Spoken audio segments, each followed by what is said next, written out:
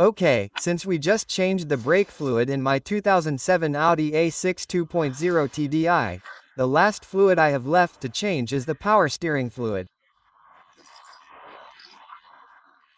Now, I'll leave a link in the video description to buy the green fluid on Amazon, which is, let me tell you the exact part number, from the Febiston brand, which is also approved for the power steering of this Audi Volkswagen group. And we're going to watch a video on how to change the power steering fluid. The manufacturer doesn't specify in the workshop manual how often it should be done. At first glance, it might seem like it would take forever, but it's not. So, well, as a precaution, I think it should be changed at least every 5 years. Let's see how to do it. Look, in this Audi A6, here we have the hydraulic fluid reservoir, so that the reservoir can work properly. Okay, I'm not thinking about it. I was going to say that I was going to remove this because it's in the way, but it's not. Nothing, we're simply going to remove it to work comfortably. This clamp on the hydraulic fluid tank has this little screw. We're going to remove it to take out the tank and be able to remove this clamp that normally ends. It's not that I can't remove it from here, so we have to remove it properly. Look, the hydraulic fluid tank has 2 hoses. This big one, which is the supply hose, and the smaller one, which is the return hose. This is the one we have to remove, okay? To get all the old hydraulic fluid. This is the Febiston brand hydraulic fluid. I'll leave you a link in the video description, as I said, to buy it. And this is the FEBA reference 06161, okay? Which is the equivalence given to the house standard, which is fine. If I came here to show it to you, but that reference isn't there, I'll leave it for you, I'll leave it in the video description. What exactly is the reference for the Audi Volkswagen hydraulic fluid for this power steering? Okay, so, once I have identified the type of hydraulic fluid, it is very important that you use the hydraulic fluid that the manufacturer makes, okay? Not just any other will do. Using a pointer, we are going to remove this little screw that holds the hydraulic fluid reservoir in place. Okay, once we have removed it, we can now, you see, open this clamp a little and we can now extract, I need both hands, the hydraulic fluid reservoir. Great, we have already removed it. And you see, now here we have this small clamp. We have to remove the small clamp, okay? It is the small return. We are going to remove it, we have already moved it. See? Now we have to remove the hose from the tube. Okay, we are going to remove it so that with this hose from the tube that returns it, we are going to put it in a container that I am going to put down here to collect all the old fluid. I've already removed the hose. I've put a drip tray around there anyway so that if something drips, it can catch it and not get dirty. And here we've already put the return pipe in this container. The car is elevated because if you move the power steering a little, it doesn't suffer at all, okay? So now what we have to do is start it and without moving the steering wheel, collect all the hydraulic fluid here through this return pipe. Okay, I'm going to put this a little vertical. There. Okay, great. Look, you see, the car has started and look how it's filling up. It's filling up. Look how ugly this one looks. Also, it's the red one, not the green one. It was the bad one.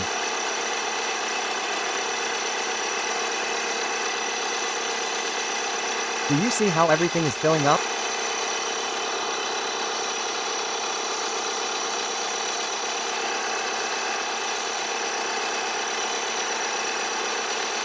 Okay, I'm going to turn it off now. Okay, look, it's already come out and look, that's the red one, huh? It wasn't, I don't know who the smart guy was who put the red one on, but that damages the entire circuit and compromises the whole story.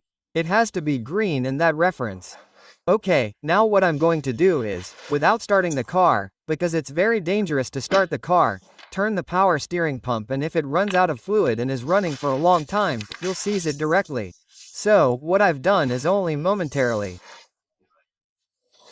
Okay, now with the key in there I can turn to one side that is hard right now. It's very hard. And that's on the wheels are in the air, but it means that all the fluid is coming out, okay? When we move the steering wheel we are draining all the fluid. Let's see how much has drained.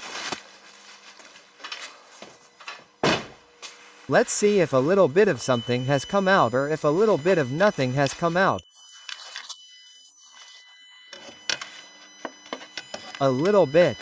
I'm going to give it a little more, okay. And looking at it from one side to the other, this is what has come out more, almost like 100 cubic centimeters more. Okay. Well, now I'm going to put the hose back in and I'm going to put it in green. And since I want this to be right, I'm going to have to do it twice, so I'm going to lose some of the new liquid, but it has to be well drained and there can't be any of the red left. So come on, I'm going to fill this completely with green, but putting the little hose in, see, I'm filling it with green. It's almost to the top. Okay, and now I'm going to start the car. I'm going to put the little cap in. I'm going to start the car and turn it from one side to the other, from one side to the other, from one side to the other, so that all the old gets mixed with the new and then I'll proceed to drain it again. Look, I started it and moved it from one side to the other and at first, even if you fill the tank to the top, the moment you start it starts sucking and such and when you move it it makes a little noise. I stopped again, refilled again, did the same thing again, moved it to one side, moved it to the other, and a third time. Okay, now there's no more noise. Okay, now there's no more noise, so, let's move the steering wheel to one side and the other. Of course, do this with the wheels raised so as not to damage the steering, okay?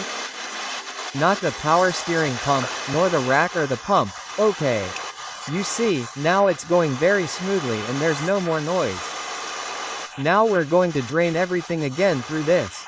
This usually doesn't have to be done if you have green and you go from green to green, but if for whatever reason, I don't know what to call it, it's red, well, this has to be done twice, okay? So that there's no trace of the red. Okay, this doesn't make any noise anymore, this is supposed to be great.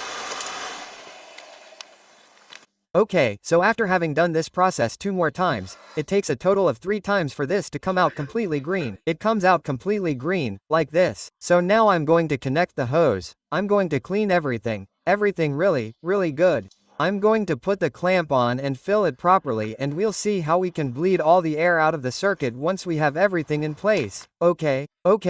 Well, once we've cleaned everything properly, now I'm putting this clamp back on and it's time to fill and purge all the air from the circuit until it's level. Okay, come on, I'll finish tightening. Well, look, it's already full, so now what I'm going to do is start the car. The vane pump will absorb quite a bit of the fluid. Then, I'm going to stop the car again. I've already used up all the hydraulic fluid. I'm going to refill it and I'm going to do that a couple of times, starting, stopping and refilling until it doesn't absorb anymore. And when it doesn't absorb anymore, what I'll do is start it and move the steering wheel from one side to the other, from lock to lock, 10 times, okay? 10 times to one side, 10 times to the other side so that all the air is self-bleeding. All the air comes out of the circuit and since it's self-bleeding, it's self-bleeding. However, all the air will be completely purged and such with use of the car in the coming days. When using it, all the air will finish coming out of the circuit. Well, I've already started it once and the level has gone down. I'm going to put it back all the way to the top and start it again. I'm going to put the cap back on now and start it again. It's still sucking, it stays there, I'm starting it again a little bit. I've now brought it up to the level again. I put the cap on and start it again. I leave it running for 2 seconds.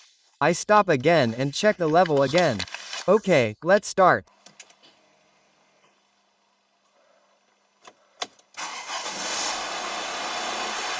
1, 2, 3, 5, and turn it off.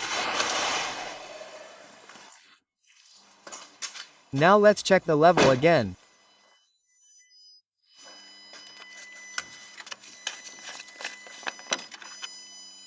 See, the level has dropped again and it's time to top it up again.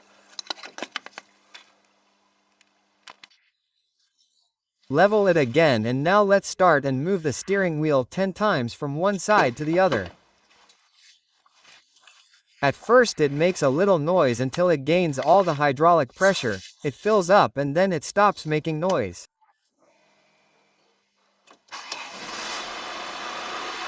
Okay, you see how it sounds there, a little bit. I'm going to make a little more noise there.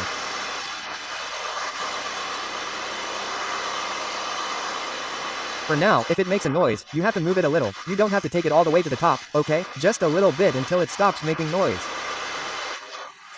Now I'm going to check the level again, and if it needs to be topped up, fill it in such a way that when I take it from top to top it doesn't really make a sound. Okay, I'm going to turn it off and check the level. Well, the level dropped quite a bit again, so I'm going to top it up again. Okay. Filling it up and I put it back up again, all the way up. Then if in the end for whatever reason I have some left over, I don't care. I take a syringe and I extract it, and if I have any left over, but I don't think I have any left over. Keep swallowing. Until it stabilizes, until it gives in and stops swallowing, I'm going to keep pouring. Ah, now it seems to be stabilizing. Yes, it's stabilizing now, so I'm starting again and now I'm taking it from top to bottom because I hope it doesn't make any more noise. Okay, I'm putting the cap back on. Now let's see if it doesn't make any more noise when I start it. You see that the process is a little laborious, a little slow, it's very simple, but you have to be a little patient. Okay, you have to do this process that I'm doing as many times as necessary. I'm starting. Do you see? Now it doesn't make any more noise. Now, so I can take it from one side. Look, the thing is one side, the other side would be 1. Okay, so 10 times. I'm not going to record it all so I don't bore you. I'm going to do that 10 times. Okay, perfect. Once I've started it, I've done it 10 times to one side, 10 times to the other side. It hasn't gone down anymore, and now we're at the point where we're at approximately 20 grams, which is what's shown here. Check the level, okay? Where's the maximum and minimum? Let's see.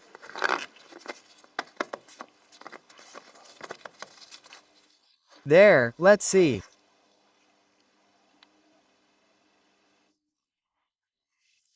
I think it's, let's see, I'm going to say it right, because I don't think it's perfect.